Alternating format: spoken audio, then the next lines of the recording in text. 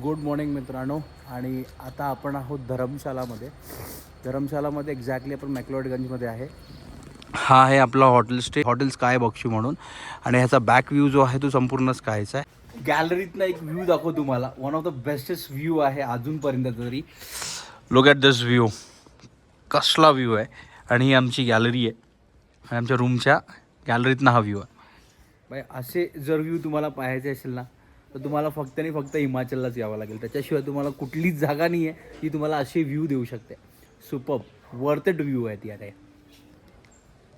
Weather जो आहे आज तो छान असा वेदर आहे आणि अप्रॉक्सिमेट आता थोडासा कूल डाऊन झाला आहे. 2-3 डिग्रीवरती आलेला आहे. काल रात्री मायनसमध्ये होता टेम्परेचर. त्याचे वाजलेच 7:30. त्याच्यामुळे आजूबाजूचं जेवढं काही आहेत दुकानं वगैरे सगळी तुम्हाला क्लोज दिसतील.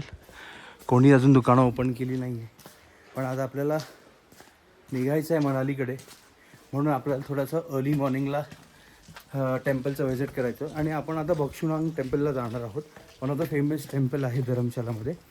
तर मॉर्निंगचा धरमशाला जो आहे तो असा व्ह्यू आहे. तुम्ही पाहू शकता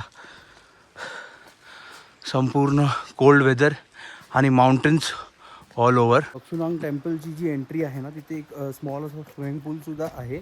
स्विमिंग पूल तर नाही म्हणू शकत, ते माईट बी काहीतरी सरोवर वगैरे असं काहीतरी असू शकतं.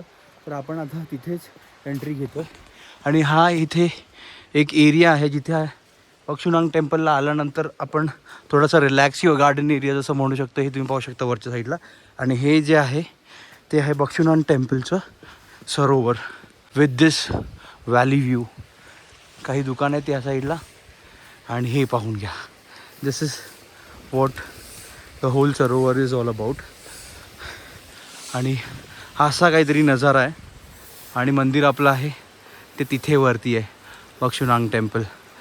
तर आपण आता इथे मला वाटतं अर्ली मॉर्निंगला एकटाच आहे मी. बाकी साफसफाई चाललेली आहे आणि आपली बाकीची टीम जी आहे ती पाठवून येते. त्यांची तयारी थोडी लेट झालेली आहे. पण हा पाणी बघा यार, किती फ्रेश अँड क्लिअर पाणी आहे. आणि आय गेस हा पाणी जो आहे डोंगरातून येतो बिकॉज हा वॉटरफॉलचा पाणी आहे. तुम्ही खळखळाट पाहू शकता आणि क्लेनलीनेस पाहू शकता या वॉटरची. किती सुंदर असं मंदिर आहे. ह्या डोंगरांच्या सानिध्यात हे मंदिर बसलेलं आहे. आता आतमध्ये गेल्यावरती आपल्याला कळणार आहे की एक्झॅक्ट मंदिर हे कोणतं आहे किंवा कुठल्या देवीचं मंदिर वगैरे आहे. आणि जागजागी ना तुम्हाला ह्याच्यावरती ना मिलिटरीचे स्टॅम्प दिसण्यात येतील. हे असे वरती ना मिलिटरीचे स्टॅम्प दिलेत. तर आय गेस हे गोरखा रायफल्सनी हे जे मंदिर आहे ना ते एस्टॅब्लिश केलेले आहेत. म्हणजे ह्याचं जे बांधकाम केलं आहे ना ते गोरखा रायफल्सवाल्यांनी केलेलं आहे. बिकॉज सगळीकडे तुम्हाला तेच पाहायला दिसते. हे बघा इथे या मेन गेटच्या वरती लिहिलेलं आहे Gorkha rifles. So this is something related to आर्मीज असं काहीतरी आहे. आणि ह्या सरोवरमध्ये बघा या डोंगरातून पाणी, हे काहीतरी 3 वाघ आहेत मला वाटतं किंवा एक बुद्धिस्ट काळाचे काही मॉनेस्ट्री असतील त्यांच्या मधलं काही हे सिम्बल आहे त्याच्या तोंडातून हे पाणी खाली पडतं आहे. आणि अजून सनराईज व्हायचा पेंडिंग आहे. जस्ट सकाळ झालेले पण सन अजून वरती आलेला नाही आहे. तर बहुतेक तेही आपल्याला पाहायला भेटेल आज. पण क्लायमेट अप्रतिम आहे. खूप सुंदर वाटतं इथे आल्यानंतर. आणि ऑलवेज पॉझिटिव्ह वाईब्स तर आहेत आपल्यासोबत.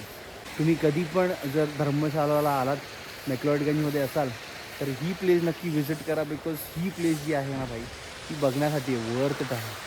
चेक करू शकता आजूबाजूला तुम्ही. आता आपण मंदिराच्या पेरिफेरी एरियामध्ये उभा आहे आणि मंदिराच्या बॅक साईडला आपण एक्झॅक्टली उभा आहे. हे तुम्ही पाहू शकता हे मंदिर आहे.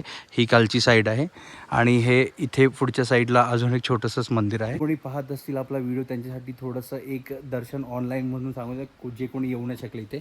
तर हे असं इथे शिवभगवानचं खूप सारे फोटोज वगैरे ठेवलेले आहेत. तो इथे बक्षुनांग मंदिराचा इतिहाससुद्धा लिहिलेला आहे. मेन टेम्पल जो आहे तो हा आहे समोर शिवभगवानचं. आणि इथे जो आहे इथे सुद्धा एक टेम्पल आहे, त्यामध्ये पण शिवाजी मूर्ती वगैरे आहे. तर आपण आता आतमध्ये जात नाही आहेत जस्ट बिकॉज मंदिराचा एरिया आहे. थोडंसं रिस्ट्रिक्शन्स आपल्या स्वतःलाही करावं लागतील. बट येस शुअरली जो कोणी येईल त्यांनी मात्र इथे व्हिजिट नक्कीच करा.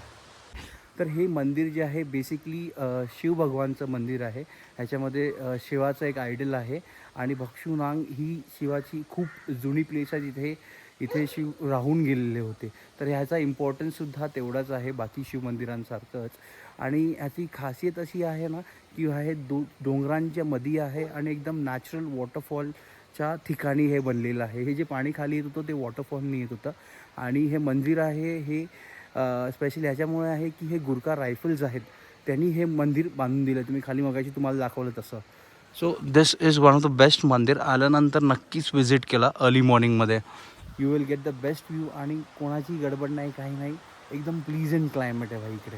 आपण आलेलो आहे दलाई लामा टेम्पलच्या इथे.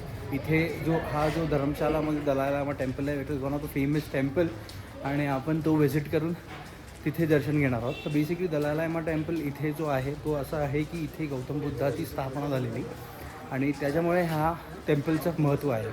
स्वतः असा हा जो एंट्रन्स आहे तिथून एंट्रन्स आहे आपली मंडळी येते आणि इथे दलाई लामा टेम्पल आहे. आपण एंटर केलेलं आहे आता आणि हा एंट्रन्स आहे. त्या एंट्रन्सला सगळी चेकिंग वगैरे होते. आणि हा जो आहे जसं आपल्या देवात गाभारा असतो त्या हिशोबाने इथे एक पूर्ण असं एरिया आहे आणि इथे अपस्टेअर्सला आपले टेम्पल आहे.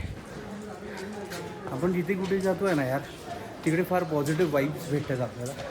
क्लायमेट छान आहे, आजूबाजूची माणसं फार फ्रेंडली आहेत, त्याच्यामुळे फार सुंदर विषय आहे. हा हे स्टेज चालून जो आहे आपण डायरेक्ट दलाई लामाच्या टेम्पलमध्ये येते. अर्ली मॉर्निंग आल्यामुळे आपल्याला गर्दी नाही आहे पण आता हळूहळू गर्दी वाढत चालली आहे. अपस्टेअर्स पण असंच सेम आहे. खूप फार मोठी बिल्डिंग बांधलेली आहे आणि शूज वगैरे काढून टेम्पलमध्ये एंट्री घ्यायची आहे. इथे खूप सायलेंट एरिया आहे. पाहू शकता व्ह्यू कसा सुपर आहे.